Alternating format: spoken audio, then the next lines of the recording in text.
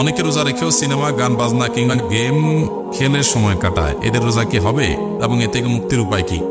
ভাইরা আমার, নবী করিম সাল্লাল্লাহু আলাইহি ওয়াসাল্লামের একটা হাদিস আমরা জানি, তিনি বলেছেন যে আসিয়ামু জুন্নাহ।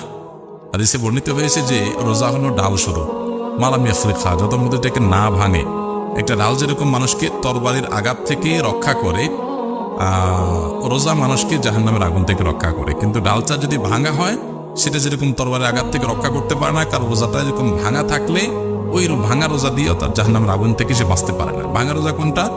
যে রোজা রেখে সে পাপাচারে লিপ্ত হয়, গুনাহের কাজ। রোজা রাখে আবার মিথ্যা কথা বলে, রোজা রাখে আবার গুনাহের কাজ করে, রোজা রাখে আবার ফিল্ম দেখে, আরাম জিনিস দেখে, মোবাইলে টেলিভিশনে গান বাজনা শুনে, অন্যায় কাজ করে, গেমস খেলে, অপচয় করে, সময় নষ্ট করে। তো এই রোজা রাখা অর্থহীন। নবী করিম সাল্লাল্লাহু আলাইহি ওয়াসাল্লাম বলেছেন, মাল্লাম ইয়াদা কাওলা যুরি ওয়াল আমাল বিহি ফালাইসা লিল্লাহি হাজাতুন আন ইয়াদা তাআমাহু ওয়া শারাবাহু। বুখারীর হাদিস এটি।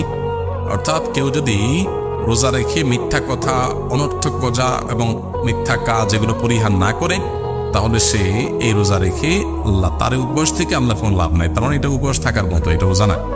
এই জন্য ভাই, রোজা অর্থবহ হবে তখন যখন রোজা রেখে সমস্ত পাপাচার আমরা ছাড়তে পারবো, পাপাচার ছাড়া শিখতে পারবো।